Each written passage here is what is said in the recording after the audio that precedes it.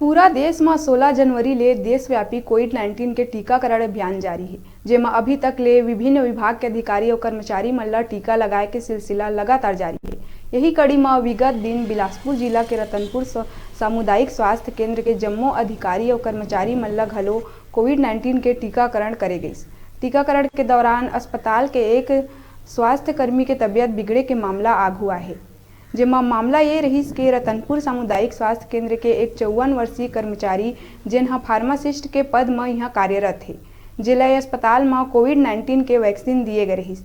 लेकिन बाद में ये बात आगू आई के स्वास्थ्य कर्मी बीपी और शुगर जैसे बीमारी ले पहली ले ग्रसित रही, जेकर ले ऐसे आशंका जताए जाते कि ये वैक्सीन के दुष्प्रभाव के कारण स्वास्थ्यगत परेशानी ले जूझना पड़ा थे, जेमा स्पष्ट तौर ले अभी कुछ नहीं कहे जा सकत है। ये संबंध में हमारे रिपोर्टर के द्वारा जिला चिकित्सा अधिकारी मनकना ले जानकारी लिए गई।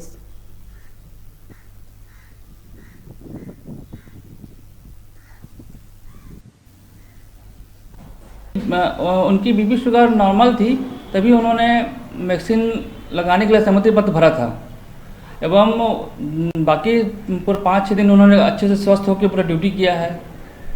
और उसके बाद 4 तारीख को उन्होंने अपना खुद लिखित में आवेदन दिया है अपने हाथों से कि मुझे भतीजे के दसगाह में जाना है।